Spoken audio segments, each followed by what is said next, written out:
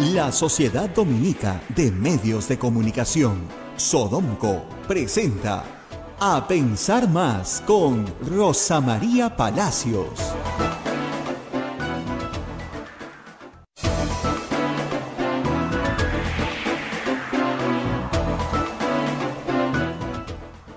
Muy buenos días, señoras y señores. Bienvenidos a Pensar Más con Rosa María Palacios a través de las emisoras de la Sociedad Dominica de Medios de Comunicación, Sodonco.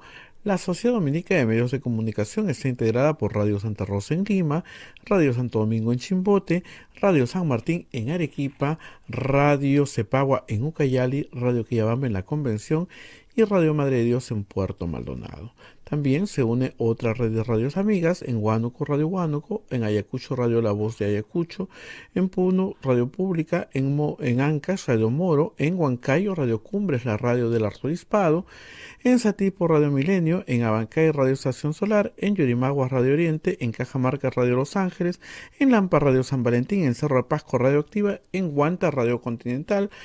Onda Digital nos pone en sus pantallas y Fuego TV a través de la cadena de cable que tiene, Ves TV y Cable Perú y todo lo demás. Así que ahí estamos también.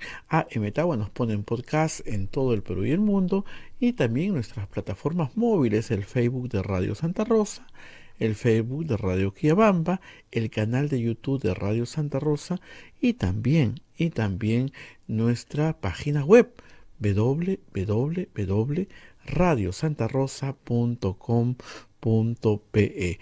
Y si usted quiere ayudar a Radio Santa Rosa, lo único que tiene que es entrar a nuestra página web www.radiosantarosa.com.pe.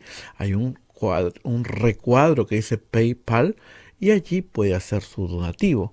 Muchísimas gracias a todos los que nos ayudan a sobrevivir en esos tiempos difíciles como emisora radial.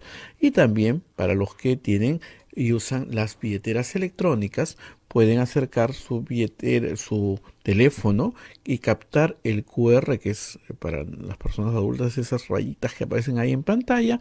Captan eso y simplemente nos pueden ayudar y nos pueden donar lo que ustedes gusten. Así es, ayudan al sostenimiento de nuestra emisora. Y hoy día es 27 de abril. Es una fiesta muy importante para la Iglesia Católica de Lima, sobre todo del Perú. Hoy es fiesta de Santo Toribio de Mogrovejo, el santo que recorrió prácticamente todo lo que era el arzobispado de Lima en ese entonces, que era inmenso. Saludamos a Rosa María Palacios en este momento. Rosa María, ¿cómo estás? Muy buenos días. Muy buenos días, Abel. Gracias por estar con nosotros, a todos nuestros oyentes, televidentes, los que nos siguen más tarde, más temprano, cuando lo deseen, a través de los podcasts. Tenemos que empezar el programa, como siempre, haciendo las menciones correspondientes a los auspiciadores que nos acompañan día a día. Y ninguno es el Estado, por si acaso, señor Aníbal Torres. Pontificia Universidad Católica del Perú, líder en 17 especialidades QS a nivel nacional, según el ranking QS by Scientific 2022. Nuestra investigación y reputación destacan a nivel nacional y regional, gracias al esfuerzo de todos los miembros de la comunidad PUC. Hotel La Cuesta de Caima, de la Asociación Santa Catalina de Sena de las Madres del Monasterio de Santa Catalina, es la mejor opción para tu estadía en Arequipa. Lo recaudado por el hotel sostiene las instituciones de apoyo social de las madres que benefician a niños, niñas, mujeres y adultos mayores en estado de vulnerabilidad. Informes en el Facebook e Instagram del Hotel La Cuesta de Caima, Arequipa. Policlínico Ángeles de la Salud ofrece servicios de calidad en salud a precios al alcance de todos. Servicio de rayos X, mamografía, laboratorio de análisis clínico, ecografía, colonoscopía, endoscopía, tópico, farmacia y servicio de ambulancia. Contamos con un staff de médicos de alta calidad y modernas instalaciones con todas las normas de bioseguridad. Las madres dominicas del convento de Santa Catalina contribuyen con sus oraciones por la salud física y espiritual de nuestros pacientes. Calle Antero Peralta A10, urbanización San José de Humacoyo, frente a la Iglesia del Sagrado Corazón de Jesús en Arequipa. El Colegio Privado Bilingüe Reina de los Ángeles, situado en La Molina, Lima, tiene como meta la educación en las virtudes cristianas para construir una sociedad más humana, más fraterna y más feliz. El colegio bilingüe La Asunción, perteneciente a la Congregación de las Hermanas Dominicas de la Inmaculada Concepción, ubicado en Trujillo, La Libertad, brinda una educación a jóvenes y niños basada en las virtudes y en la espiritualidad dominica. Colegio Santa Anita brinda educación católica desde el diseño curricular Luz y Verdad. Es una gran opción a los papás que buscan para sus hijos una educación de calidad con valores. Cuenta con docentes en el manejo de los entornos virtuales de aprendizaje para el desarrollo de habilidades de los alumnos que los hagan competitivos en la sociedad. Y finalmente, ASB, Estudio Contable y Auditoría. Es una firma de servicios profesionales con más de 50 años de experiencia. Contamos con una cartera de clientes de diversas actividades económicas, como compañías industriales, comerciales, exportadoras, empresas de servicio, entre otras. Los servicios que ofrece ASB Estudio Contable son los siguientes: outsourcing contable, tributario y laboral, auditoría financiera, estudio de precios de transferencia, solicitud de devolución de impuestos y control interno. Contamos con oficinas en Lima y Cañete. Mayor información en www.asbcontable.com. Y muy bien, vamos a comentar aquí algunas cosas que han pasado ayer. A estas alturas parece claro que las bancadas en el Congreso de la República, la mayoría de ellas, va a archivar en la Comisión de Constitución el pedido de Asamblea Constituyente a través de una ley de reforma constitucional. No solo porque está muy mal redactado, como hemos analizado ayer acá, sino porque no tiene ninguna viabilidad política.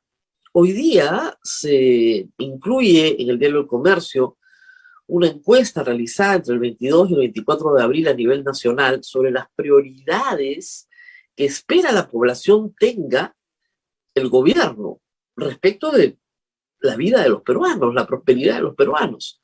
La demanda número 1 es acabar con la delincuencia. Y la segunda tiene que ver con la economía, el empleo, el alivio, y la tercera, el alivio a la pobreza.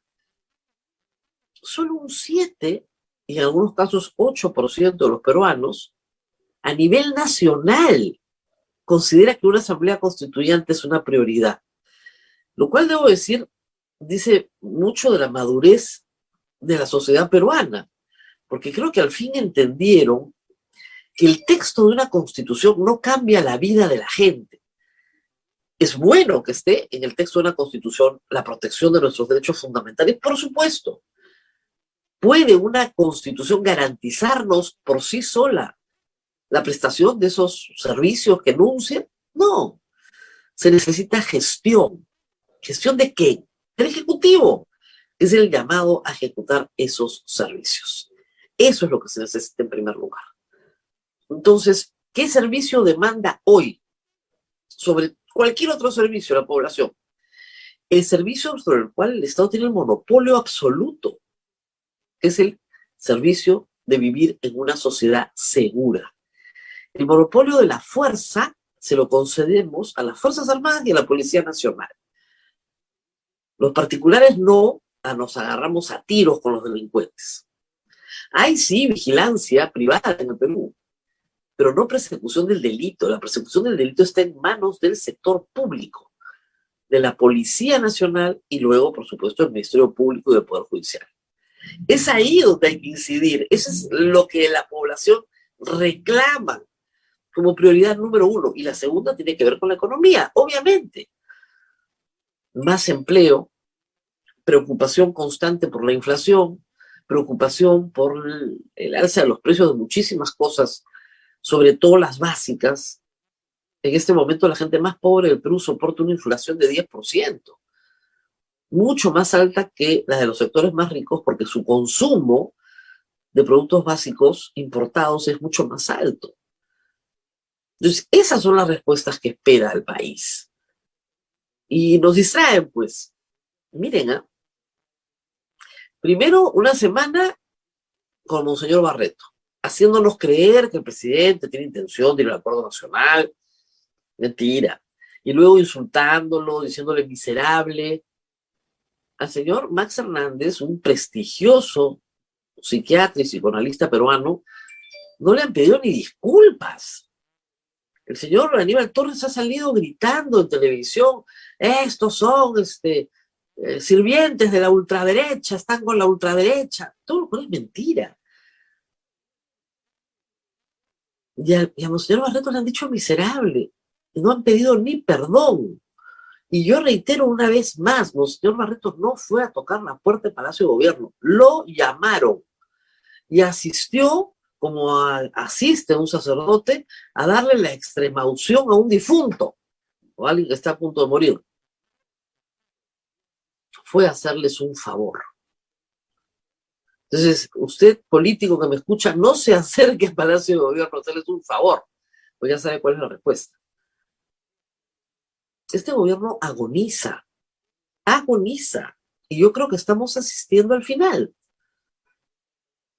Ese es el tema. Luego vino la castración química. Otro mamarracho, presentaron un proyecto que no tiene ni pies ni cabeza, que lo tienen que archivar.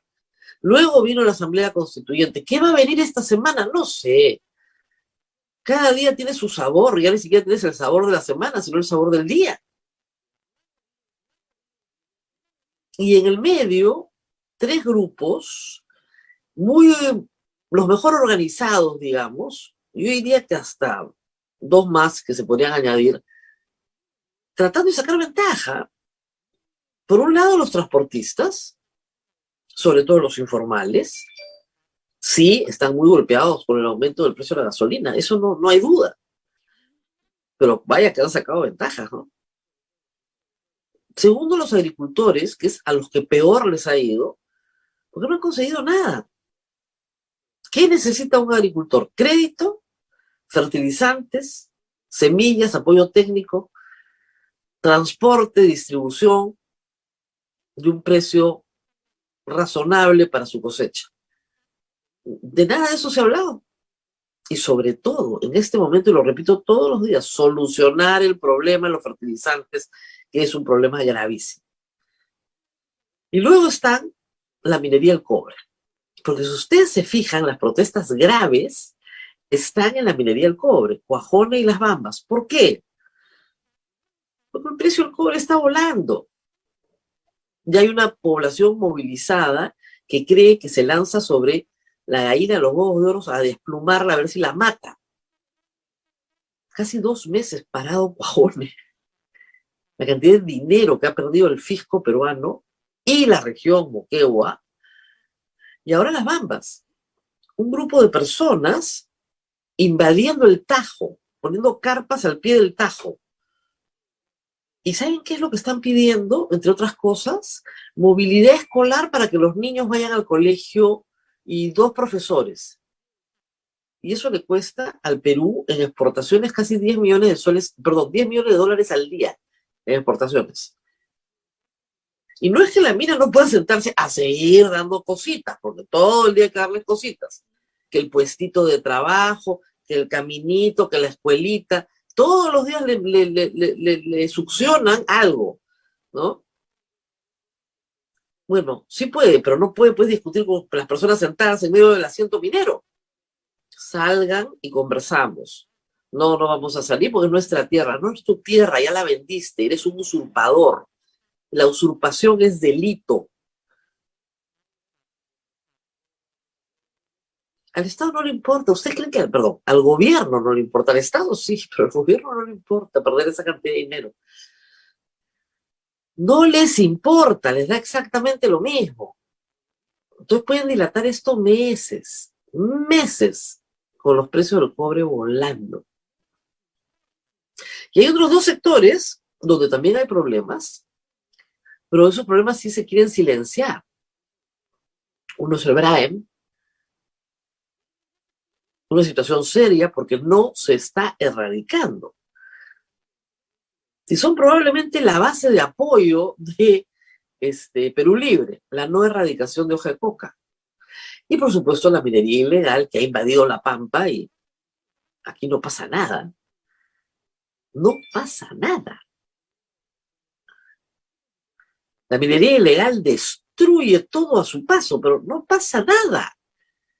Porque esa sí está bien colocada, ¿no? Bien cerca al poder. Esos son los grupos de poder en este momento que tanto le preocupan al señor Vladimir Cerrón. Y mientras tanto, problemas. Vamos a explicar algunas de las cosas que ayer, francamente, me daban risa.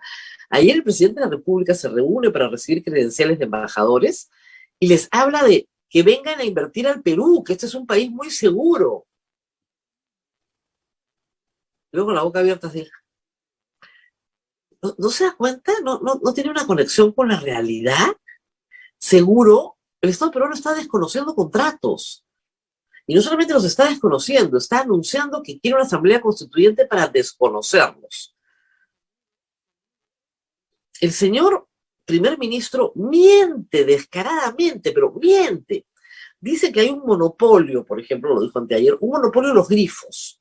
Y este monopolio de los grifos no quiere bajar los precios de la gasolina. Entonces algo hay que hacer. Son grandes monopolios, ha dicho. Bueno, entonces yo anoche dije, bueno, voy a revisar efectivamente cuál es el monopolio de la distribución de los grifos. Pues uno no tiene por qué saber todas estas cosas, ¿no?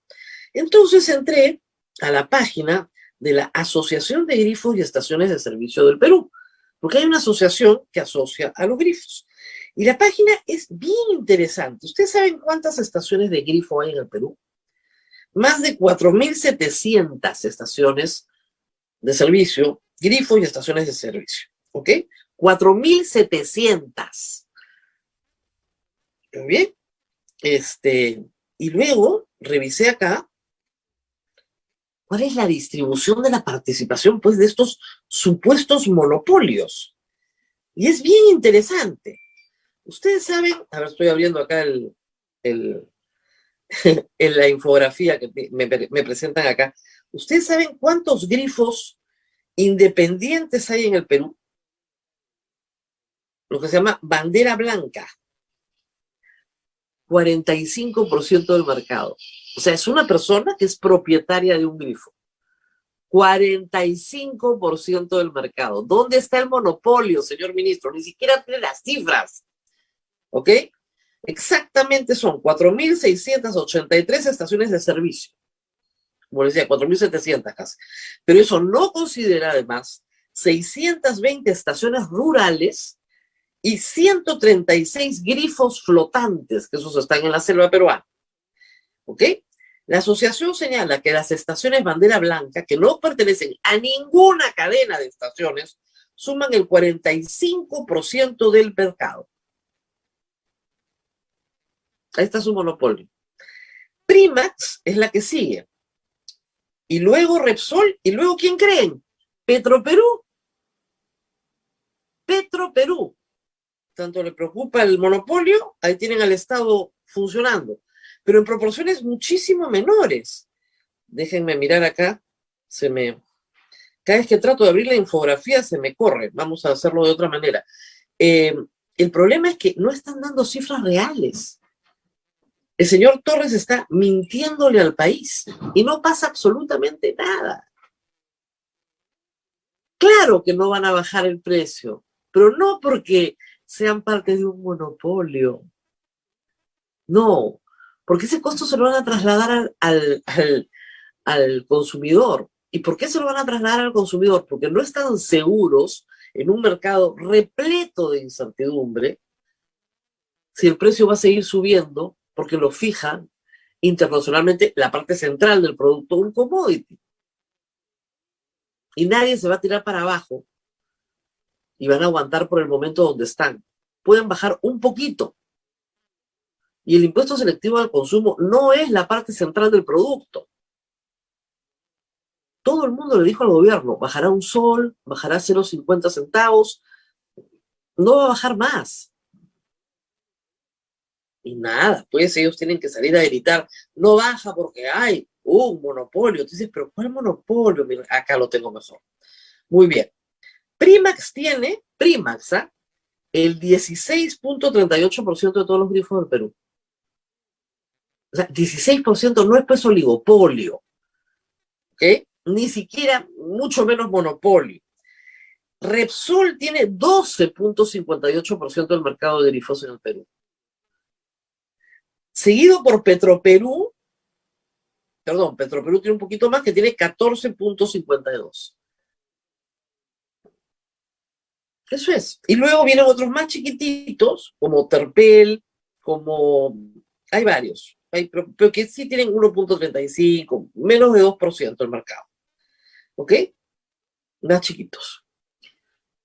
Ese es el monopolio de los grifos. No saben ni mentir. O sea, ¿usted cree que la gente es idiota, que no puede agarrar? Yo me he demorado 5 minutos, menos 3, en encontrar esta información, que prueba que Aníbal Torres miente, como suele mentir, porque no tiene idea de nada. ¿Cuál monopolio de grifos?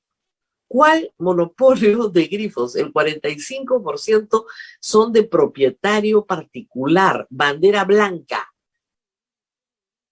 Y los jugadores que no pasan ninguno del 15% son Primax, Repsol, pero sobre todo Petroperú. Petroperú, que es una empresa estatal. Y el resto son también de menos de 2% del mercado. Está muy diversificada la propiedad de grifos de estaciones de servicio. Muy diversificada, no hay ningún monopolio.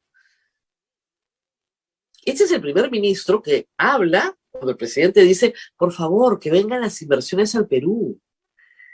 Que vengan las inversiones al Perú. El señor primer ministro ha dicho que van a desconocer los contratos que firma el Estado. Y de hecho, hay que decirlo, varios ya los están desconociendo. Hay varios casos en este momento que no están en el radar porque las víctimas todavía no salen a denunciar. Pero cuando el Estado peruano sea llevado a tribunales internacionales, va a tener que pagar. Porque se están desconociendo contratos firmados por el Estado peruano. Y va a tener que pagar. Lamentablemente esos arbitrajes los van a ganar los particulares. Porque de buena fe pactaron con el Estado peruano, les tocó un gobierno enloquecido que no reconoce contratos. Así de serio. ¿Y qué más? Bueno, servicios públicos. Escribir un proyecto de ley implica que la presidencia del Consejo de Ministros y el ministro de Justicia, ¿no?, tienen las capacidades para escribir un proyecto de ley. Cualquier proyecto de ley. Pero en este caso, el proyecto de ley para reformar la Constitución, para hacer una asamblea constituyente, tiene plagio. Plagio. ¡Qué vergüenza! Y además, lo que más creo que pena le da al autor es que lo han plagiado mal. El doctor Pomareda, profesor de Derecho Constitucional, es un joven académico que, como dice con mucha sorpresa, encontró que una página en la exposición de motivos era un plagio de su trabajo. Por supuesto, sin ninguna cita o referencia. Se habían tirado su trabajo, lo habían citado mal, además. Y él considera que no hay ningún momento constituyente en este momento, encima. ¿Saben lo que ha hecho el ministro de Justicia? Ay, mira, los que trabajamos con textos jurídicos sabemos que nos equivocamos de poner citas. Nos olvidamos de poner citas. No ha habido intención. El plagio es delito. El plagio es delito. Está en el Código Penal, lo pueden buscar. El plagio implica, además, 2 pecados en uno. Es un robo y es una mentira. Me robo la propiedad ajena, la propiedad intelectual, y miento sobre su autoría. Y como que en el Perú no se sanciona el plagio, tenemos 2 ministros plagiadores sentados en el gabinete. El ministro de Educación y la ministra de Trabajo. Normal, no pasa nada. No les quitan sus títulos, no pasa absolutamente nada. Todo tranquilo. El ministro de Educación plagia. El de Educación, ¿ah? Y la de Trabajo, trabajar, ¿no es cierto?, debería ser algo importante en la vida del ministro de Trabajo, plagia también. Y, claro, el ministro de Justicia plagia el proyecto, porque pues, así, no todos tenemos que citar, pues, ¿no? ¿Qué les pasa? Plagia, plagia y plagia. Pero no fue lo único que pasó ayer. Dentro de las barbaridades que tenemos que sufrir los administrados en el Perú, ayer la RENIEC decidió reiniciar su plataforma en día de oficina, en día laborable, en horario de oficina. Normalmente se reinicia estas plataformas digitales, digamos, el 1 de mayo en la madrugada, domingo, cuando no hay la necesidad de tener el servicio de validación digital. Es decir, en muchos trámites ustedes habrán visto que uno ahora pone su huella y dicen, ah, sí, es usted, aparece en la pantalla. Usted es Rosa María Palacio. Muy bien, acá está su DNI, con su huella yo la identifico. Para trámites notariales, para trámites bancarios, para sacar pasaporte y para una serie de trámites en el Estado. Yo tenía el caso ayer de unos chicos jóvenes que estaban en Conchán, en Lima, tratando de sacar brevete. Tienes que validar tu identidad, ¿no es cierto?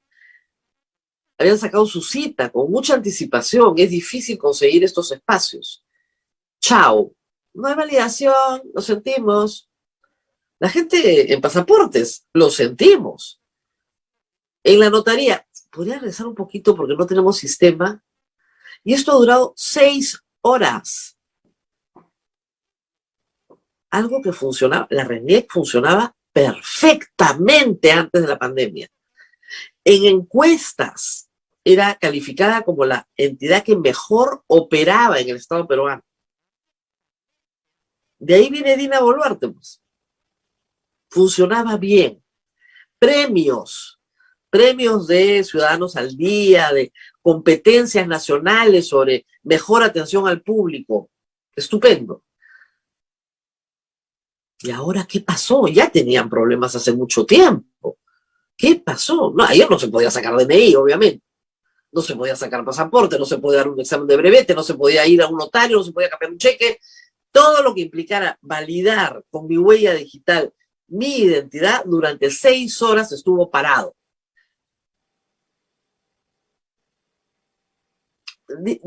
Por favor, disculpa por los inconvenientes.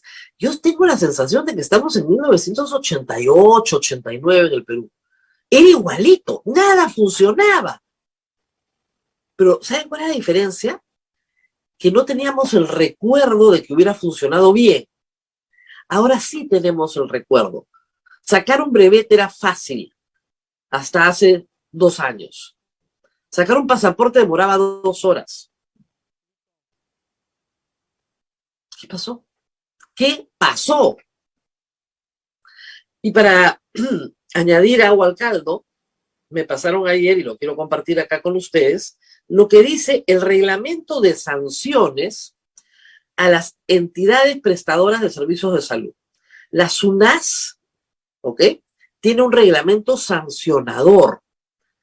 Sanciona a instituciones públicas y privadas por un mal servicio de salud, hasta con 500 UITs.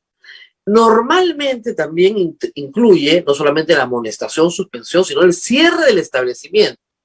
En el caso de las vacunas no puedes cerrar el establecimiento porque tienes que seguir prestando el servicio de vacunas. Pero miren ustedes lo que dice claramente el reglamento, no me lo he inventado yo. Acá está y vamos a leerlo con ustedes, si es que de nuevo lo encuentro, lo tenía acá separado para leérselos.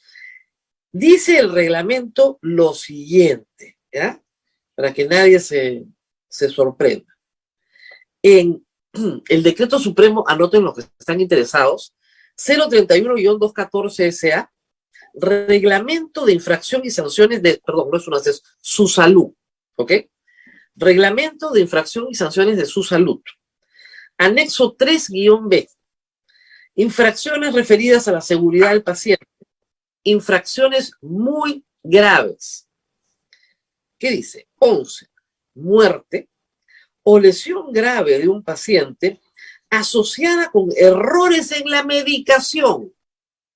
Entre paréntesis, fármaco equivocado, dosis equivocada, paciente equivocado, tiempo equivocado, frecuencia equivocada, preparación equivocada o vía de administración equivocada.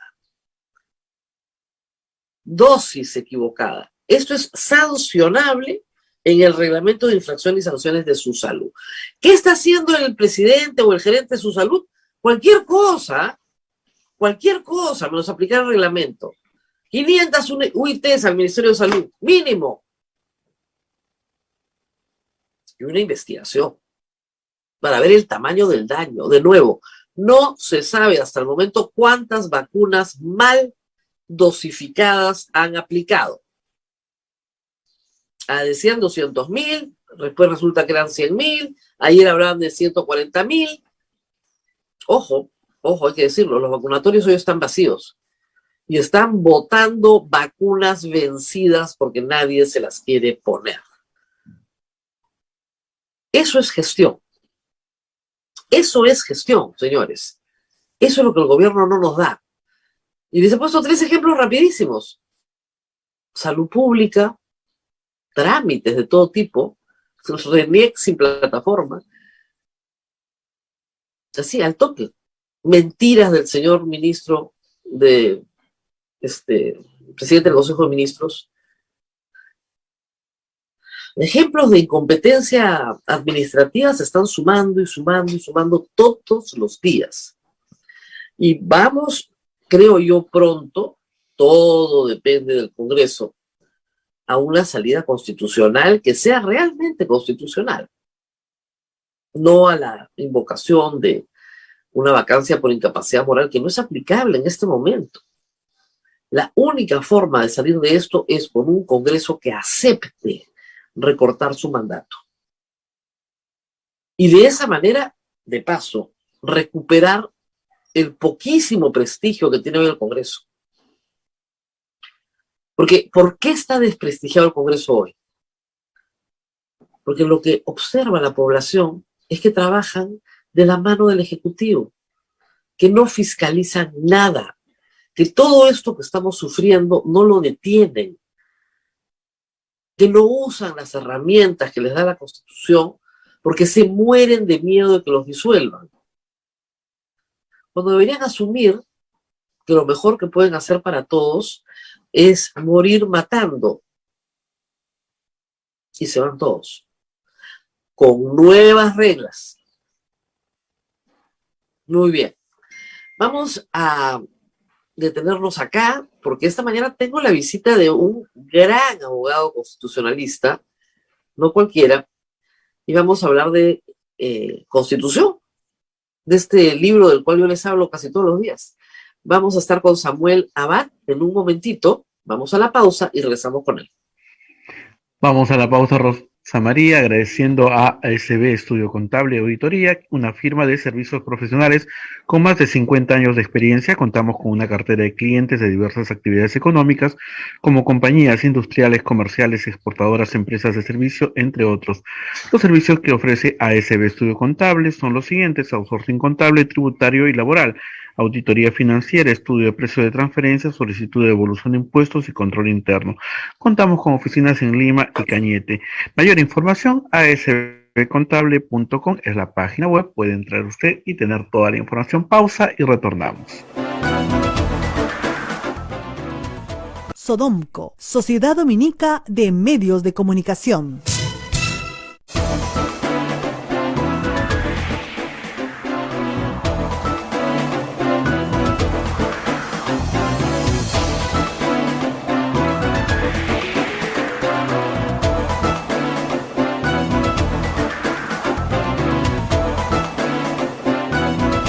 Continuamos con A Pensar Más a través de las emisoras de la Sociedad Dominica de Medios de Comunicación. Estamos en todo el Perú a través de la radio y a través de los canales de cable también y del podcast.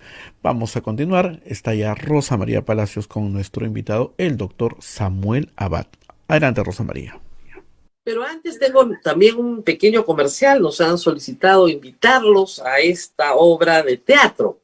No te puedes perder Féminas, una obra teatral que empodera a la mujer, dirigida y producida por Ramón García.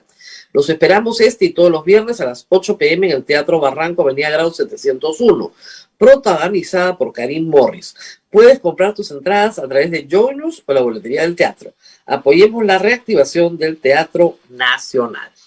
Muy bien, y ahora sí, vamos a nuestra entrevista y nos acompaña autor, profesor de Derecho Constitucional, para hablar un poco de la Asamblea Constituyente y de repente vamos a tener que volar un poquito más allá. Doctor Samuel Abad, gracias por estar con nosotros. Muchas gracias, Rosa María, por la invitación y saludos a todos y a todas los que nos escuchan y nos ven. Hay en la Constitución del Perú, en el artículo 32 que se refiere a referéndum, una contradicción que para mí es muy difícil de explicar y solo un buen profesor de Derecho Constitucional me la puede explicar. Dice el artículo 32, puede ser sometido a referéndum la reforma total o parcial de la Constitución. Yo calculo que eso está en sintonía con el artículo 206.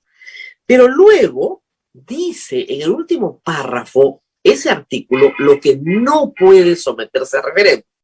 Y dice, no puede someterse a referéndum la supresión o disminución de los derechos de la persona.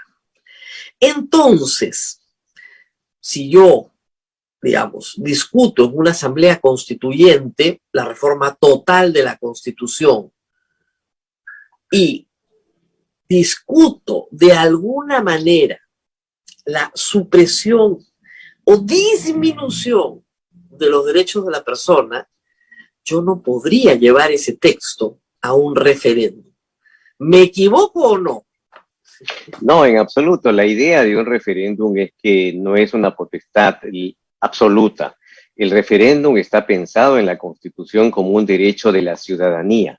En consecuencia, es una alternativa prevista por la Carta del 93. Ha sido una novedad, pero le han establecido límites, porque no hay derechos absolutos. O sea, no existen derechos absolutos. No se puede someter a referéndum no pagar impuestos, si no nadie pagaría. No se puede someter a referéndum eliminar derechos. Decir, mira, a partir de ahora se puede torturar. Mira, para garantizar la seguridad ciudadana, sencillamente tortura a todo el mundo para que hablen y delaten a sus cómplices. No se puede hacer. En consecuencia, hay límites. Obviamente, ese ha sido el sentido de la Constitución. Ahora, acá hay un tema que es relevante. Mucha gente, cuando se le pregunta, ¿para qué quiere una nueva Constitución? La quiere para ponerle pena de muerte a los violadores de niños, a estos malditos desgraciados. Y el problema es que eso no puede ser sometido a un referéndum. ¿O sí? Claro, no puede ser sometido a referéndum por diversas razones y no solamente por esa. Pero hay que tomar nota que hoy día en el mundo no existen potestades ciudadanas absolutas, no solamente por las limitaciones que puede establecer un ordenamiento interno, sino porque hay un consenso internacional sobre derechos básicos. Y ese consenso internacional sobre derechos básicos está previsto por los tratados que el Estado peruano ha suscrito. En consecuencia, decir que el poder constituyente es un poder soberano, ilimitado, absoluto, eso corresponde al siglo XVIII. Pensar en el siglo XXI, que el poder constituyente es soberano, absoluto, que puede hacer lo que le dé la gana, no es cierto, es falso. Hoy día el poder constituyente sin duda existe en manos de la ciudadanía, pero está limitado como toda potestad y por tanto no se puede someter a referéndum la pena de muerte porque además hay limitaciones internacionales en los tratados. Además, pero aún si no hubiéramos firmado la Convención Interamericana de Derechos Humanos, igual no se puede la pena de muerte someter a referéndum. Y Sin hay duda. otras cosas. El señor Guido Bellido, en una entrevista con Mabel Huerta, haciéndose el valiente, dijo, ¿y por qué no sometemos a referéndum lo que la gente piensa de la libertad de prensa? Porque así les cambiaríamos el formato. Nuevamente, ¿no? Es un derecho fundamental, eso no se puede someter a referéndum. Son propuestas que se pueden debatir en el marco de una democracia deliberativa, pero que realmente no superan ningún análisis serio. Lo que creo es que en realidad hay que dedicarse a discutir temas centrales, y esos temas de someter a referéndum la pena de muerte es un debate muy antiguo que de verdad ya debería estar superado. Claro, pero para que quede claro entonces, si el Congreso, supongamos, sin el procedimiento del Ejecutivo, el Congreso modifica totalmente, porque el Congreso lo puede hacer, está facultado, totalmente la Constitución y la somete a referéndum, la parte de derechos fundamentales nunca los puede disminuir ni suprimir. Sin duda, incluso yo te agregaría, no podría convertirnos en una monarquía. No. Por ejemplo. Históricamente somos una república. Por eso cuando se habla del poder constituyente como un poder revolucionario, ilimitado, prejurídico, son conceptos de Sieyès, de la Revolución Francesa. Estamos en el siglo XXI y en el siglo XXI hay un consenso universal sobre derechos básicos y en el caso peruano un consenso sobre qué tipo de Estado tenemos, si Claro, tenemos y una república. nosotros tenemos 200 años de un Estado unitario. ¿Podríamos volvernos una federación? No, no, en realidad se ha hablado de una suerte de constitucionalismo histórico, de unas bases mínimas, por cierto, si no todo sería inmodificable, que no se pueden cambiar. Pero nuevamente llegamos al debate de una reforma constitucional o reforma total, y si me permite solamente una tingencia, hoy día se ha discutido mucho sobre la manera de cambiar la Constitución. Soy quienes piensan que solamente hay dos vías, las vías del artículo 206, y todas pasan por el Congreso. Una primera con 66 votos más referéndum y una segunda alternativa distinta a la anterior, superando los 87 votos en 2 legislaturas ordinarias. Mucho se ha dicho que otro artículo de la Constitución que habla del referéndum para la reforma total permite ir directamente a la ciudadanía para que ésta cambie la Constitución. Eso, en mi opinión, es falso, por diversas razones. Una razón es histórica. Nunca se puede pensar que la Constitución del 93, que trató de introducir ciertas cláusulas como la reelección, hubiera permitido ser tan fácilmente reformada acudiendo a la ciudadanía. Históricamente, incluso, nunca se quiso el referéndum en la realidad. Razones históricas. Si uno revisa el debate constitucional de la Asamblea del Congreso Constituyente, también llega a esa conclusión. Ese artículo que permite el referéndum directo no está pensado en una nueva Constitución. Y en tercer lugar, una razón conceptual. La reforma constitucional es una garantía. El mecanismo de reforma es también un mecanismo de defensa de la Constitución.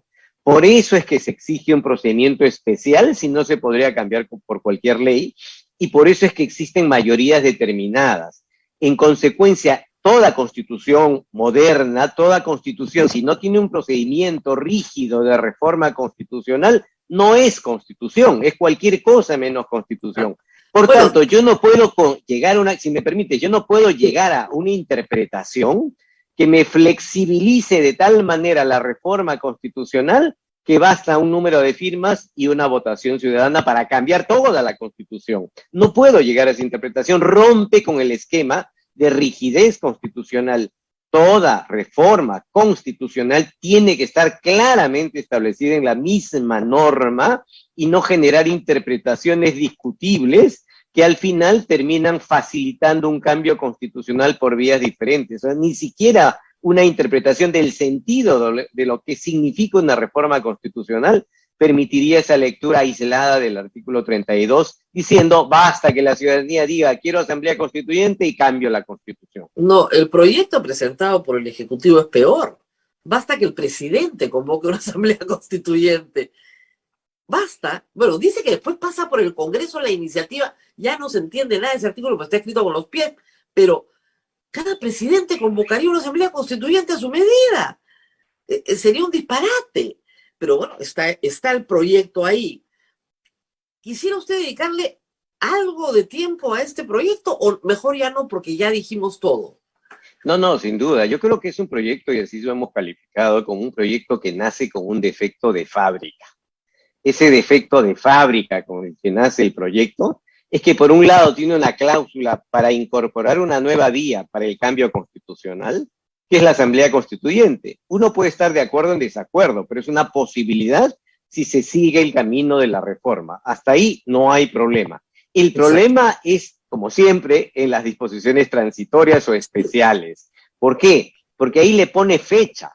El 2 de octubre va a haber referéndum para decirle sí o no a la Asamblea Constituyente. ¿Cómo? Antes, y para eso no ha aprobado todavía la vía de hacerlo. En consecuencia, se está saltando una etapa. No es igual al modelo chileno. Se ha dicho, nos hemos inspirado. No es cierto. No es cierto. ¿Por qué?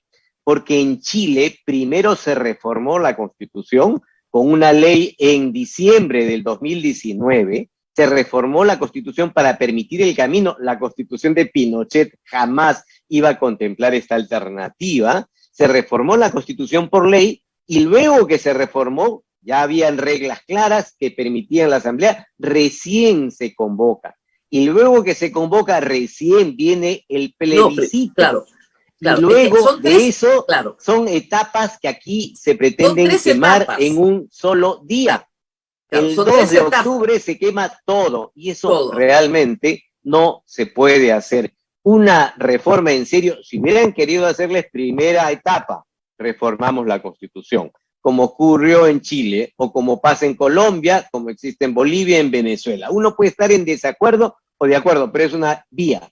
Si se llega a aprobar eso, y eso tendría que pasar por el Congreso, en 2 legislaturas, con una mayoría de 2/3, lo cual es prácticamente imposible. O sea, si pasara eso, sencillamente recién ahí podría hablarse de una posibilidad de convocatoria a Asamblea Constituyente. Y hablar incluso de referéndum no es exacto. El referéndum, y tú haces pedagogía constitucional, eso es muy valioso, el referéndum es decirle a la ciudadanía está de acuerdo o en desacuerdo con una norma. El plebiscito no es referéndum, el plebiscito es para que la ciudadanía se pronuncie sobre una decisión política. Me salgo del Tratado de la Unión Europea. Bueno, nos salimos del Tratado de la Unión Europea. Quiero una asamblea constituyente. Bueno, eso es plebiscito, es lo que pasó en Chile y se le llamó plebiscito. Acá, de verdad, incluso han trastocado todo porque ahora, y hay que explicarle a la ciudadanía peruana, claro, nuestra democracia no es plebiscitaria, por definición. El plebiscito no está establecido en nuestra Constitución, solo está establecido el referéndum. Y hay una diferencia teórica y práctica bien clara. Pero ya, doctor, eso es subir a las alturas, pues. O sea, si se plagian parte de la exposición de motivos, ya explicarle esto a los señores ministros, ya es subir a cumbres un poco más elevadas. Pero regresemos a lo que sí se puede hacer, porque hay cosas que se pueden hacer. Claro. Creo que queda descartada, por lo menos esa es mi posición, la idea de que con 87 votos vaco a un presidente, no importa lo que haya hecho porque tengo los votos. ¿Qué es la tesis del Congreso que vacó a Merino? ¿Qué piensa de esa Vizcarra. posición? A Vizcarra, perdón, y que impuso a Merino, ¿no? Sí, bueno, la vía de la vacancia por incapacidad moral permanente es una vía que debería eliminarse. Siempre he pensado eso, lo he escrito incluso, la alternativa de la vacancia no encaja en un modelo presidencial. El presidente en el Perú, y eso sí hay que revisarlo, de verdad tiene una superprotección. Solamente puede ser destituido por delitos muy graves y no puede ser destituido por una forma tan etérea como la vacancia presidencial por incapacidad moral permanente, que en la realidad, conforme lo ha interpretado el Congreso, en el caso de Fujimori primero, porque no volver no era justificación por una vacancia, y en el caso de Vizcarra después, lo han interpretado en el fondo como una evaluación política donde requieren 87 votos y chao, se va el presidente de la República. Eso no es un juicio político. Naturalizar el modelo. Eso ni siquiera es un juicio político. Si fuera un juicio político, tendría mayores garantías que la vacancia presidencial. Al señor Vizcarra lo vacaron en 7 días. En 7 días lo vacaron.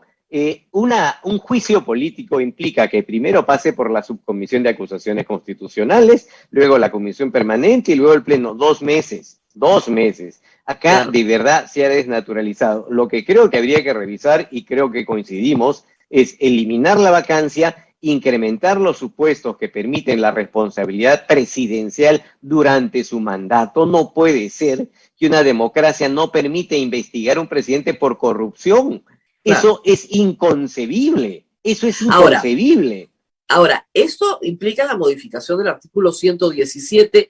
Hay 3 caminos. Uno muy sencillo es derogas el 117 y el presidente tiene la misma inmunidad que un ministro, ¿no es cierto? Ese es un camino. Otra, haces un listado de delitos. Otra, dices que son todos los delitos del Código Penal. O sea, hay 3 posibilidades. Pero eso implica incorporar el impeachment que no tenemos, y sí tienen las constituciones de América Latina. Somos un país rarísimo, porque creo yo que hay una explicación histórica. Los presidentes democráticamente elegidos en el Perú duraban muy poco, y como eran permanentemente atacados, entonces se les ha protegido de una manera extraordinaria. ya no tenemos golpes de Estado. Entonces creo que podríamos discutir el 117 y ese podría ser un camino de reforma constitucional importante si es que el Congreso se sienta a discutir esto. Pero el otro camino, doctor, que le quería plantear es el camino del adelanto de elecciones. En el año 2001, Alberto Fujimori decide recortar su mandato y el Congreso acepta recortar su mandato. Hay un pacto político que se manifiesta en la reforma de la Constitución para ese momento y de esa manera incluso se hacen legislaturas casi fictas para poder hacerlo a toda velocidad y se recorta el mandato de ambos poderes del Estado. ¿Esa figura podría repetirse hoy? Yo creo que podría repetirse, pero hay diferencias notables de contexto, notables. Cuando el año 2000 se plantea esta posibilidad del adelanto de elecciones, la plantea primero el presidente Fujimori diciendo voy a adelantar elecciones, pero se llega a un consenso entre todas las fuerzas políticas, avalado por la mesa de diálogo de la OEA. Recuerden que luego de las fraudulentas elecciones vino una misión de la OEA e instaló una mesa de diálogo. Y ahí se decidió en realidad, si uno revisa el debate de esa norma, el debate constitucional, uno puede ver que en realidad en el Congreso fue un trámite. Esto ya se había discutido y aprobado en la mesa de diálogo. Lo único que hizo el Congreso fue aprobar con los votos lo que ya había consensuado la mesa de diálogo. Eso hoy día no ocurre, como comprenderás. Ese contexto no ocurre. Se puede llegar a eso, pero se requiere consenso. Exactamente, pero se puede crear un espacio de diálogo que luego lleve al Congreso la iniciativa. Y ahí hay dos que no existe hoy día. Que no existe. Eso, disculpa la interrupción. Lo que habría que seguir, creo que es esa experiencia de un consenso para llegar a ese acuerdo, en el cual no solamente participaron las fuerzas políticas del Congreso, sino también todas aquellas fuerzas políticas que intervenían en la mesa de diálogo, incluso representantes de la sociedad civil. La propia Defensoría del Pueblo, yo estaba en ese momento en la Defensoría del Pueblo, participó ahí con un representante. Entonces, es otra cosa. Llegar a ese consenso me parecería ideal para permitir que esta situación prospere, ¿no? Bueno, es una decisión de todos los peruanos construir ese consenso, pero lo que se requiere, igual, estas decisiones no fueron tomadas por unanimidad en el Congreso, fueron votaciones altísimas, hay que decirlo, pero no unánimes. También se podría perfectamente llegar a un consenso de 66 votos y ahí sí preguntarle a la población en referéndum si acepta la modificación de la Constitución que recorte el mandato presidencial y el Congreso a 2 años y que por lo tanto se convocan elecciones generales. ¿Eso es viable? Totalmente de acuerdo. En mi opinión es viable, pero fíjate, Rosa María, y hay que recordar lo que ha pasado en el país. La experiencia de la mesa de diálogo no igual se trató, o la propuesta que pasó ahí, se trató de plantear por el presidente Vizcarra. El presidente Vizcarra presentó un proyecto de ley, sin consenso, por cierto, sin ese consenso que existía, presentó un proyecto de ley de adelanto de elecciones. Llegó al Congreso y ¿cuál fue el argumento del Congreso para no permitirlo? ¿Cuál fue el argumento para archivarlo? El argumento era que esa propuesta era inconstitucional, porque no se podía limitar el derecho de la ciudadanía que había elegido autoridades por 5 años y recortarle su mandato. Un poco lo que conversábamos hace un momento del recorte de derechos. Claro. Entonces, la Comisión de Constitución de ese momento dijo con informes de algunas personas que esa propuesta era inconstitucional. No es inconstitucional. Eso no es inconstitucional, es una alternativa que fluye de un consenso. Si no hay consenso, no va a prosperar. No, además es una alternativa, hay que decirlo, pacífica, porque el derecho, cuando tú crees en el Estado de Derecho, provee de alternativas pacíficas.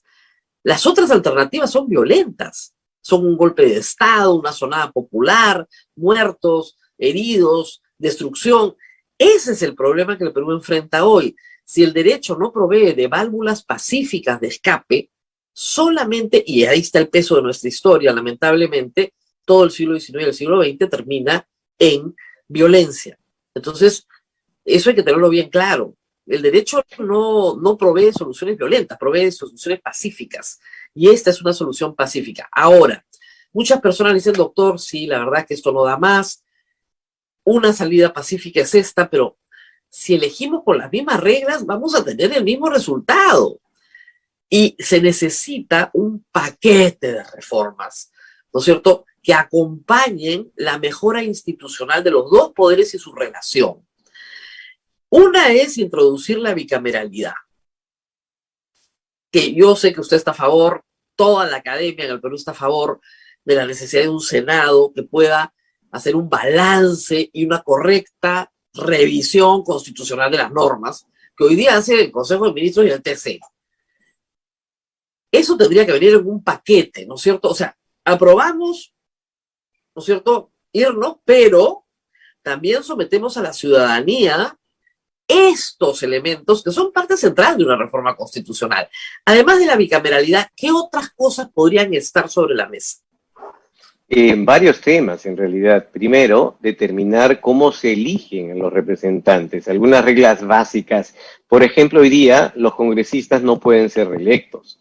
Entonces, si los congresistas quisieran postular, actualmente no podrían hacerlo. Entonces, ese es un tema que hay que revisar. Yo creo que es importante también que quien llegue a la presidencia nuevamente no tenga esta superprotección, lo que hace un momento hemos hablado, para que no venga nuevamente el debate de la vacancia presidencial. Creo también que hay que revisar el tema de relaciones ejecutivo-congreso. Este tema que hoy día ha generado tanto debate con la disolución, el voto de investidura y una serie de factores. Y aspectos puntuales de reforma electoral en relación a los partidos políticos y su participación. O sea, yo creo que hay que sentarse a examinar los temas básicos, no pensar en lo que sería el sueño, en lo ideal, no, sino pensar en un paquete mínimo indispensable para por lo menos pensar que la situación cambiará un poco, pero hay que tomar nota. También es cierto, somos abogados y abogadas, las reglas no cambian la realidad.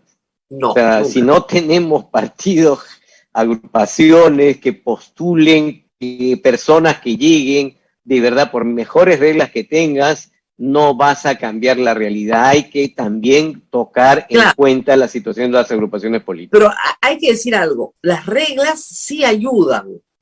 Por ejemplo, hoy tenemos un Congreso donde las minorías están sobre representadas y las mayorías subrepresentadas, porque es un Congreso muy pequeño. Son 130 para 25 millones de electores, de los cuales 20% no van a votar y otro 20% votó nulo en blanco. De ese Congreso, ¿no es cierto?, en esta última elección, de cada 10 electores, solo 4 tienen su voto convertido en un escaño, porque además el resto no pasó la valla. Entonces, es un Congreso poco representativo porque es muy chico. Entonces, necesitas agrandarlo. Yo sé que esto es polémico, pero necesitas agrandarlo y lo agrandas con un Senado también. Ahí hay un respiro, ¿no es cierto?, a un mayor número de representantes. Entonces, primero, bicameralidad. Segundo, modificación del artículo 117 para introducir el juicio político por delitos comunes al presidente de la República. Reelección de congresistas. Esa no puede ir a referéndum. Esa la tienen que aprobar con 87 votos en 2 legislaturas porque el pueblo no la va a aceptar. Primarias abiertas, simultáneas, obligatorias, eliminación del voto preferencial, que va a cambiar muchísimo la dinámica de los partidos y los va a hacer mucho más sólidos, creo yo, y van a hacerse responsables de sus listas y de sus propuestas, y, bueno, solicitarle al pueblo recortar el mandato. Con esas 5, ¿podemos, doctor, o le metemos algo más? A nivel constitucional, ¿no? Siempre hay temas que se pueden agregar. Yo creo que hay que revisar bien si vas a plantear un bicameralismo. Creo que no basta con decir bicameralismo, hay que ver qué tipo de bicameralismo va a ser, ¿no? Tienen que ser funciones distintas. De la propuesta de Tuesta, que es que no es en espejo, ¿no es cierto?, sino que es asimétrica. Esa es la propuesta. Tiene que ser una relación asimétrica entre Senado y diputados.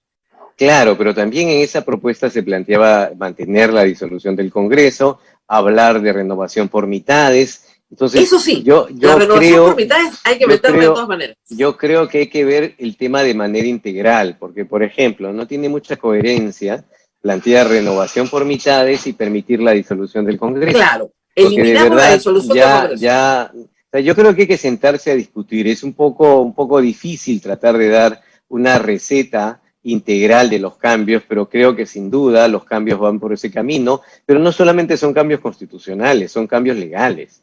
Son cambios Claro. legales en la legislación electoral y en el diseño de los distritos electorales que tenemos. O sea, tenemos una representación en función de circunscripciones electorales. Habría que ver si se va a mantener ese criterio para la Cámara de Diputados, si se va a mantener el criterio para el Senado. Habría que discutir si seguimos con las elecciones juntas, es decir, elegimos presidente y Congreso a la misma fecha, o por ejemplo, decimos muy bien, como en Francia, hagamos una elección presidencial primero y luego la parlamentaria. ¿Para qué? Para saber que quien ganó, le quiero dar el respaldo o no le quiero dar el respaldo. A mí, te confieso, me gusta más esa alternativa de primero elegir al presidente y a los pocos días, a las pocas semanas elegir al Congreso, que pensar en la renovación por mitades.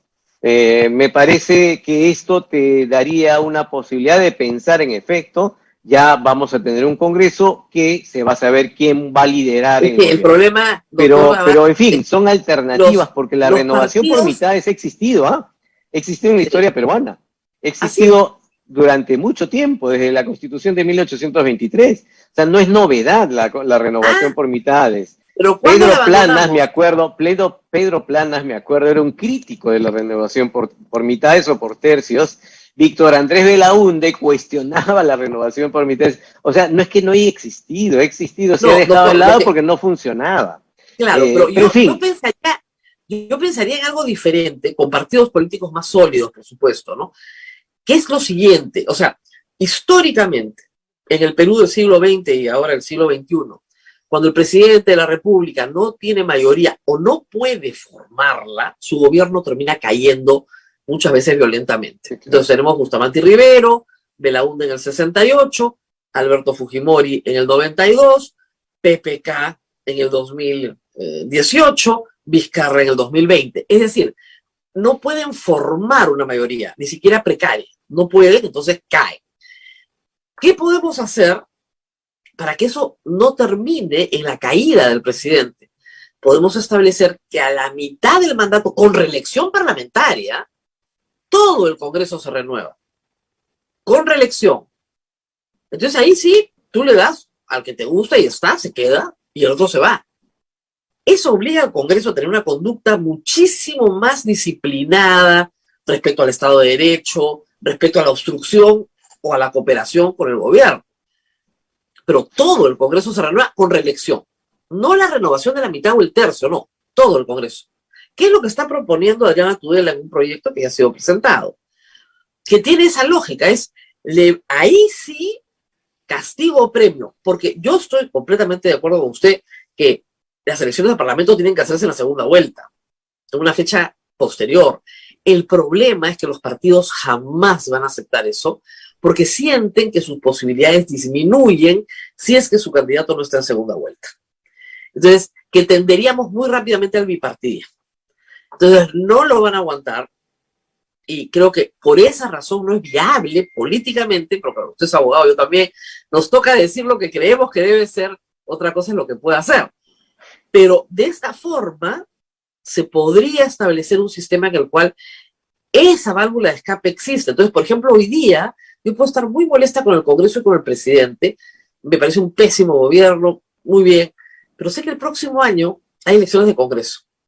Y ahí le vamos a dar a la oposición, por ejemplo, todo el poder. Entonces, ya me quedo más tranquila, pues, porque son, ¿no?, 18 meses más de aguantar esto, y el presidente sabe que va a perder la elección de la renovación. Y no puede disolver el Congreso. Tiene que convivir con él. Tiene que llegar a un espacio de negociación, pero es diferente negociar, ¿no es cierto?, cuando tú tienes la posibilidad de controlar todavía, y es muy diferente como cuando Vizcarra no podía negociar nada porque no tenía un solo congresista. Es diferente. Entonces, creo que ahí está la discusión. Creo que hay que, si me permites, yo creo que lo indispensable es tratar de encontrar una agenda mínima. Se puede discutir algunos matices de una que otra propuesta. La renovación por mitades, por ejemplo, generaba problemas. ¿Por qué? Porque ¿quién se iba? ¿Cuál de la mitad se iba y cuál de la mitad se queda? Nadie ahí quiere se van irse. a matar entre ellos, entonces nadie quiere Ajá. irse.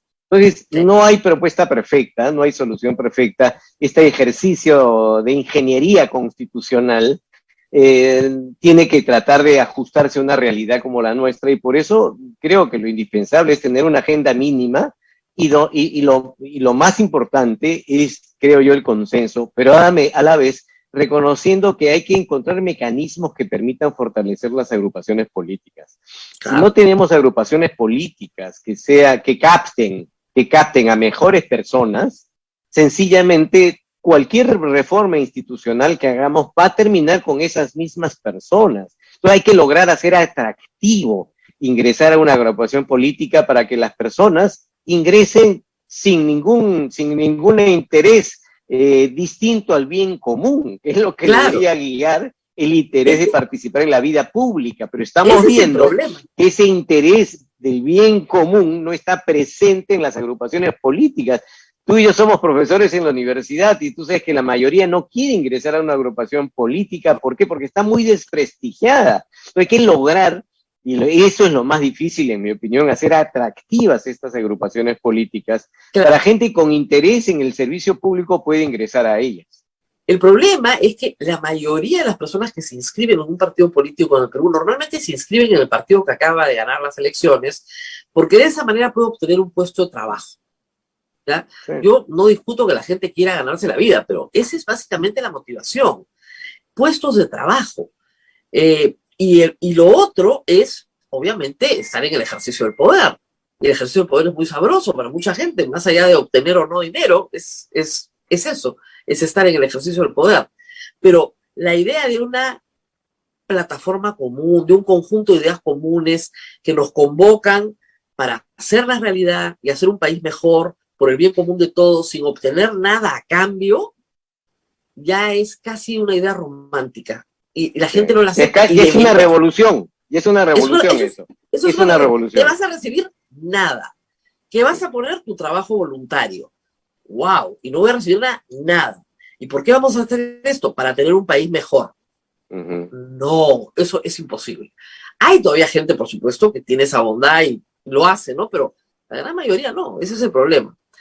Ahora, regresando a nuestra Constitución del 93, hay los que dicen, y hay que volverlo a explicar, ¿no?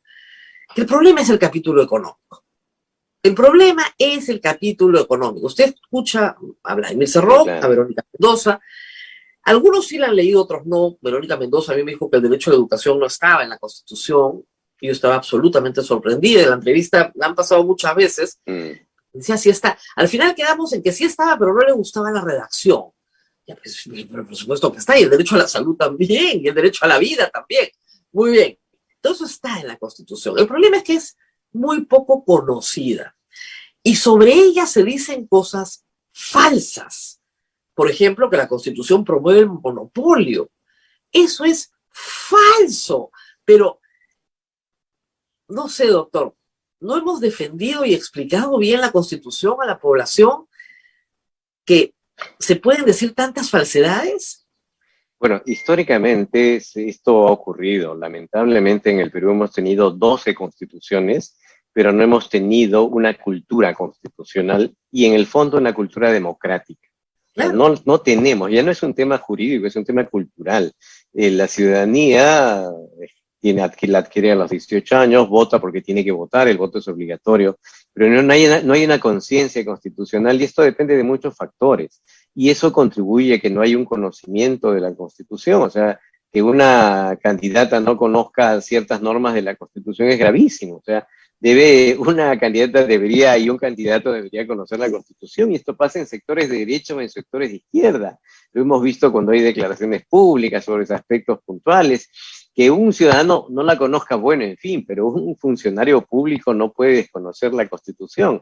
Yo creo que aquí se requiere de verdad hace mucho tiempo un rol de pedagogía constitucional, parte de lo que tú muy bien haces en este medio de comunicación y en otros, porque de verdad no se conoce.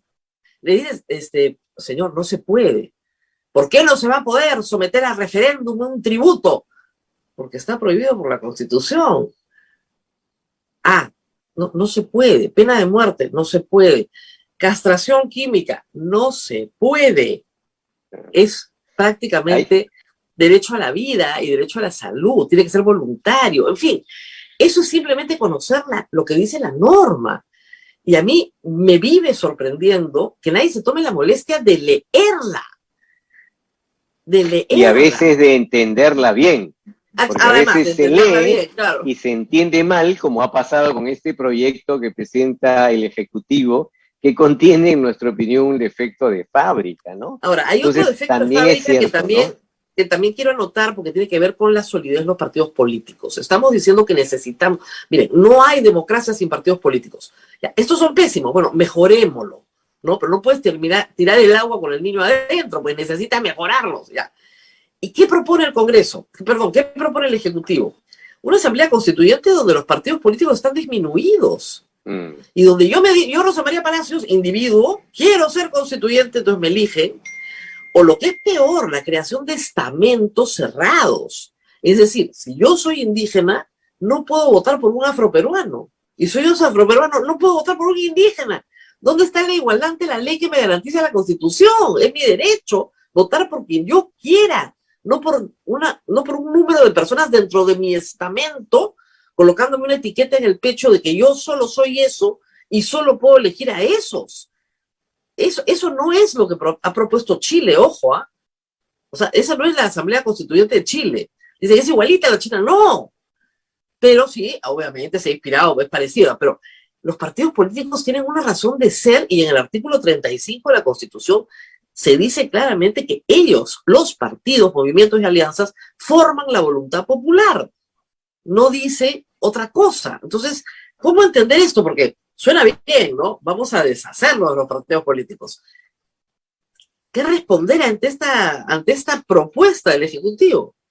Una propuesta que en realidad es un cambio a la Constitución, porque esa modalidad de elección no está prevista en la Constitución. Están cambiando el modelo de elección representativa de los integrantes de una asamblea, sin establecer las reglas de juego, porque todos le encargan al Jurado Nacional de Elecciones, o sea, es un cheque en blanco en realidad. En fin, no estoy de acuerdo con un reparto de un Congreso en función de sectores, sí estoy de acuerdo con una democracia paritaria, eso es una situación distinta, estoy de acuerdo con una democracia paritaria, que es lo que ha ocurrido de alguna manera con esta vocación de alternancia en las elecciones recientes, pero no es exactamente igual, pero estoy de acuerdo con una democracia paritaria totalmente.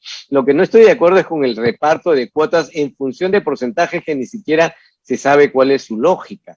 Pero en fin, este es un proyecto que, repito, ha nacido con defecto de fábrica y que de verdad lo más grave, en mi opinión, es pensar que todo esto, todo se hace el 2 de octubre. Y transmitir ese mensaje a la opinión pública, porque nuevamente viene acá el tema de cómo se transmite la opinión pública, o sea, el común de la gente que va a entender que el 2 de octubre, si se aprueba esto, se aprobaría todo, y en consecuencia el 2 de octubre diría si quiero o no quiero una asamblea constituyente, aprovechando de paso las elecciones regionales y locales. En fin, yo creo que aquí, de verdad, primero, no veo en este momento un clima constituyente, sí creo que hay que hacer ajustes a la Constitución, hay que mejorar la forma de quienes van a llegar a un eventual nuevo Congreso, a una eventual presidencia nueva de la República. Y otro tema grave es en esta Asamblea Constituyente eventual, no se cambiarían las reglas de juego salvo el tema de las cuotas. Después del tema de las cuotas no hay ninguna garantía de cambio sobre el particular, es decir, no mejoramos ninguna regla, más bien las complicamos con este sistema de participación. Pasando lo que está pasando en Chile, ¿no? Que, claro, ellos no tienen tradición de asambleas constituyentes, nunca las han tenido en 200 años de historia, no las han tenido. Y por primera vez tienen una. Pero, claro, son 4 pasos que han dado. Primero, como dice, la modificación constitucional para tener, ¿no es cierto?, una asamblea constituyente. Segundo, ahí sí, un plebiscito para preguntar a la gente si quería o no una asamblea constituyente. Primero la reforma. De ahí el plebiscito, de ahí una convocatoria a elecciones para conformación de la asamblea. Y cuando termine esa asamblea, tienen que someterla a votación popular con mayoría calificada. Y con voto obligatorio. Y con voto obligatorio. Tienes 4 pasos para poder hacer eso. Acá en un solo paso hacemos todo, ¿no? Bueno, claro, con un referéndum posterior. Exacto. Y además hay que decirle al público, en este momento en Chile las encuestas señalan que la etapa 1, 2 y 3 puede concluir en que la etapa 4 diga no.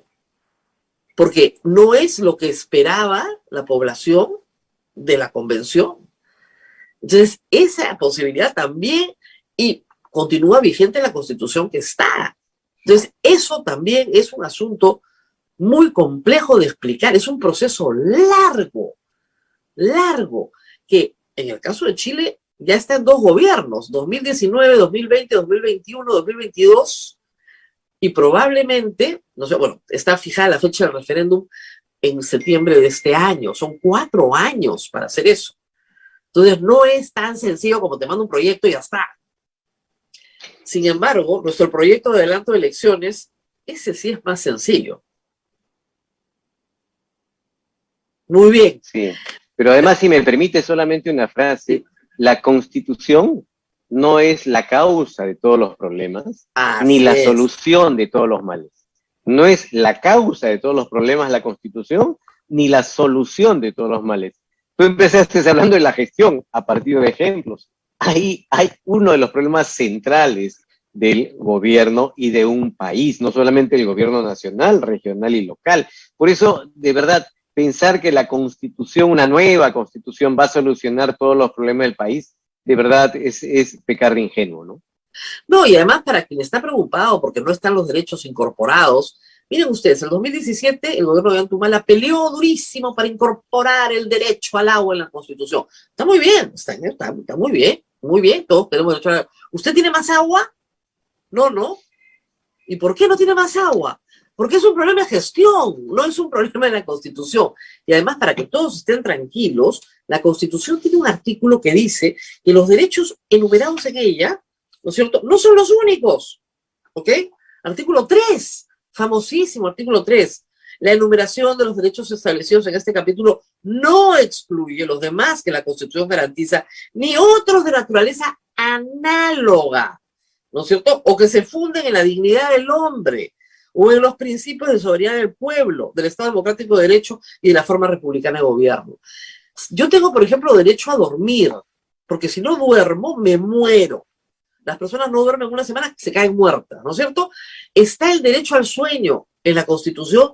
No, pero es parte de mi dignidad humana y no necesitamos ponerlo, ¿no es cierto? Y hay otros derechos también que tenemos los humanos que no tenemos que ponerlos, digamos, los que tienen relación con nuestras necesidades fisiológicas, tampoco están en la Constitución. Entonces, por el amor de Dios. Muy bien, doctor. No sé si hay alguna pregunta del público. Rosa María, doctor, les he enviado un material a su teléfono, revísenlo. Hay una noticia que me están preguntando bastante. Ha sido vacado el alcalde de Lima, el doctor Jorge Muñoz. Pueden revisarlo en su teléfono porque todos me están pidiendo que podrían sí, esto opinar. Acaba de llegar, declaran, esperen un segundo, declara fundada vacancia Jorge Muñoz de la alcaldía de Lima. El Jurado Nacional de Elecciones declaró fundada la apelación del pedido de vacancia contra Jorge Muñoz, que fue rechazada en el 2021 en el Consejo de la Municipalidad de Lima. El Jurado Nacional de Elecciones declaró fundada el pedido de vacancia contra el alcalde de Lima, Jorge Muñoz Juez, por haber ocupado el cargo de director de CEDAPAL y cobrado dietas irregulares cuando ya se desempeñaba como autoridad provincial de Lima. Hay que decir que él reconoció este problema, devolvió toda la plata por si acaso, pero ya está. La decisión fue tomada en una audiencia del Jurado Nacional de Elecciones el último lunes, en atención a la apelación presentada por el ciudadano autor de la demanda, Carlos Francisco Inostroza Rodríguez, contra el acuerdo del Consejo Municipal de Lima, que en noviembre del 2021 rechazó el pedido. Noticia en desarrollo. ¿Algún comentario, doctor? Ya no hay habría que revisar la resolución, la decisión del Jurado Nacional de Elecciones, de acuerdo a lo mencionado en la última. A lo más cabe una reconsideración, pero fuera de eso ya es poco probable que el jurado cambie, ¿no? Habría que ver el supuesto concreto de la causal de vacancia. Es una situación de gran impacto, por cierto, ¿no? Es inapelable, ojo, la resolución del Jurado Nacional de Elecciones no admite instancia superior. A veces el Tribunal Constitucional ha intervenido, pero no creo que sea el caso. Por lo tanto, el teniente alcalde de Lima pasa a ser alcalde de Lima por el momento, claro. ¿Verdad?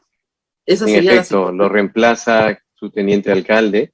Habrá que ver la resolución, pero en principio la resolución, como bien dices, es inapelable, solamente cabe una reconsideración por una eventual violación al debido proceso, y luego de eso una impugnación judicial, pero eso no paraliza, se ejecuta la resolución de inmediato, ¿no? O sea, la sucesión está prevista para el teniente alcalde, ¿no? Pero con cargo, habría que revisar el contenido de la misma resolución. Así es, estamos en abril.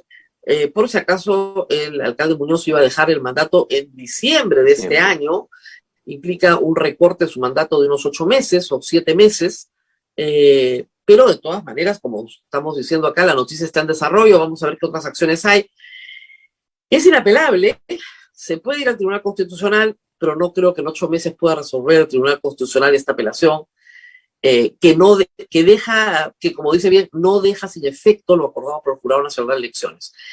En mi particular punto de vista, creo que fue una infracción administrativa no dolosa, pero que el Jurado Nacional de Elecciones ha considerado que basta con la conducta objetiva para descalificar como alcalde de Lima a Jorge Muñoz, lo cual de verdad es una pena porque los funcionarios públicos tienen que responder a un mandato que está en marcha, ¿no? Pero en fin, así son las cosas. Así son las cosas. Sí, no, y además es la principal autoridad de Lima, ¿no? Es lamentable. Sí. Lamentable la situación, habrá que ver qué dice la resolución. Claro, ¿no? Pero la sucesión en la ley de municipalidades está garantizada, no significa que Lima se quede sin alcalde, ojo, el teniente alcalde asume sus funciones y continúa en el ejercicio del cargo hasta diciembre de este año. Pero en este momento, Abel, no tengo ni idea quién es el teniente alcalde. ¿Tú tienes alguna idea, Abel? Ayúdanos, Sí, el por favor. teniente alcalde es el señor Miguel Romero Sotelo, que asumirá por los próximos 8 meses. Exacto. Tomando en cuenta Miguel que Romero Sotelo va a ejercer la función de alcalde de Lima. Eso es lo que tenemos que tener claro. Y bueno, como periodistas, ir a averiguar, digamos, el desempeño del señor Miguel Romero Sotelo como teniente alcalde para tener alguna perspectiva de su desempeño como alcalde.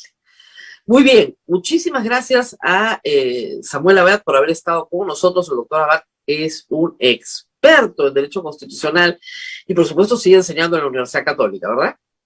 Sí, así es, y en la Universidad del Pacífico también. Muchas gracias. Muy bien. ¿Ya está en presencial o sigue en virtual?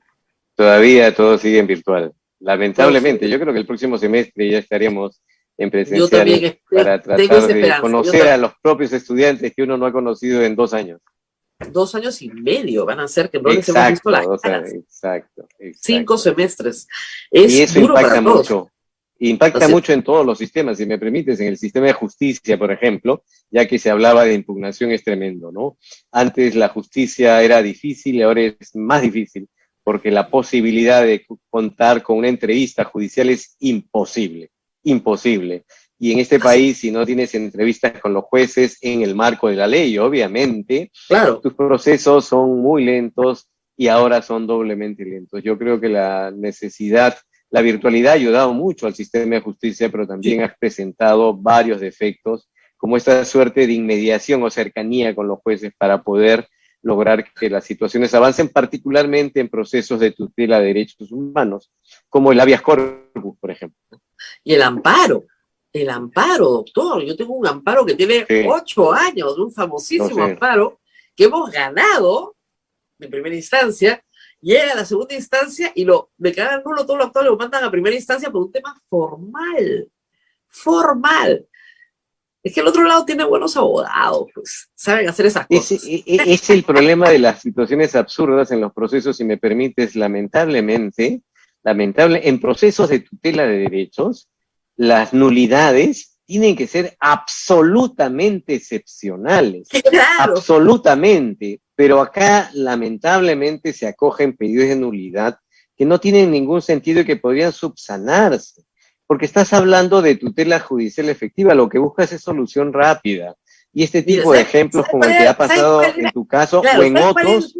Claro, el tema era que no habían notificado a los herederos de un difunto durante el proceso, que se podía notificar de inmediato. Además, es el caso de concentración de medios, digamos, que sale en las primeras planas.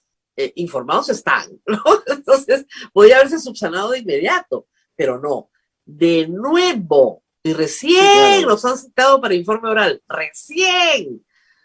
Y vamos desde el 2013 hasta la fecha. El próximo año cumplimos 10 añitos peleando Y por la para esos defensa. temas no necesitas reformas constitucionales. No, Para esos temas sencillamente lo que necesitas es personas que puedan resolver aplicando racionalmente las leyes en función de la búsqueda de una solución rápida a las controversias y que los abogados que existen no generen tantas nulidades procesales que les encantan. O sea, yo litigo también y sufro ese tipo de situaciones donde hay abogados expertos, abogados y abogadas, expertos en presentar demandas por cualquier cosa, y expertos en inventarse nulidades por cualquier cosa, a ver si logran a jueces formalistas convencerlos para evitar resolver temas controversiales, temas que implican mucho trabajo, y decir, bueno, que siga discutiéndose más abajo para que ellos tengan el problema y no yo.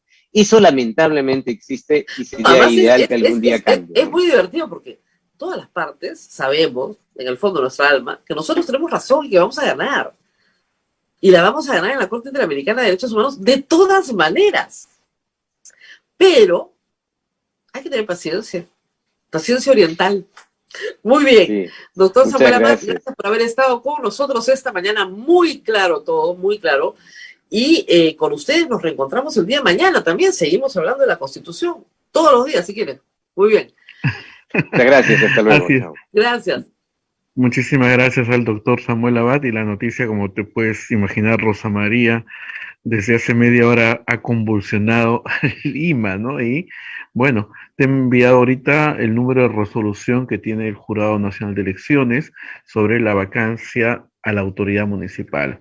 Es una apelación en contra del acuerdo del Consejo número 387. Eso es lo que... no hay más Sí, vamos a información. explicar, o sea, los hechos son fáciles de explicar. Jorge Muñoz es elegido alcalde de Lima y él era director en Sedapal. No puedes tener los dos puestos, tienes que renunciar a uno. Él renuncia algo así como 15 días después. No, debió haber renunciado el mismo día. Es un tema de formalismo, ¿eh? Y porque recibió la dieta que él devuelve, dice, sí señora, acá hay un error, he devuelto la dieta, no, vacado del cargo. Es una formalidad del Jurado Nacional de Elecciones, pero vamos a escuchar a las partes ahora. El asunto es que no hay nada que apelar. El Jurado Nacional de Elecciones es la última instancia y es la infracción del artículo 22, numeral 10 de la Ley Orgánica de Municipalidades. Así de claro. El señor Miguel Romero Sotelo será el alcalde de Lima por los próximos 8 meses. Hay elecciones, como ustedes saben, en octubre. Sí puede presentar una acción de amparo, pero hasta que se resuelva, se acabó su mandato, pues. No hay forma, ni con una cautelar. La idea, reitero, la denuncia es porque recibió dietas por integrar el directorio de Sedapal en el 2019 y percibió a la vez el sueldo de burgomaestre. Como está prohibida la doble percepción, entonces se le vaca. ¿Ya? Cobró 4 dietas como director, 4 dietas, o sea, 4 semanas probablemente, y aceptó formar parte del directorio de Sedapal en el contexto de la nieve desencadenado por el colapso de la tubería de San Juan de Lurigancho ocurrido en enero de 2019. Aseguró que devolvió las dietas que le depositaron y descartó que se haya generado un conflicto de interés. Las declaraciones de Muñoz sobre la materia señalan, esta es una situación realmente mezquina de un grupo político que lo que está buscando es desestabilizar. A mí se me invita a participar en un directorio durante la época de la presidencia del señor Vizcarra. No creería que eso fue una cosa deliberadamente hecha para después querer desestabilizar. Eso es todo lo que tenemos hasta el momento. No tenemos mucho más que informar. Vamos a ver cuáles son las reacciones tanto de el grupo que ha patrocinado esto. Ustedes comprenderán que no es una persona natural, y cuáles son las reacciones de el mismo exalcalde ahora vacado por el Jurado Nacional de Elecciones. Muy bien, Abel, nos tenemos que despedir. Siempre me olvido del micro. Nos vamos, Rosa María, cuídate mucho y nos reencontramos el día de mañana. Muchísimas gracias a todos por su participación. Nos vemos. Chao, chao, Rosa María.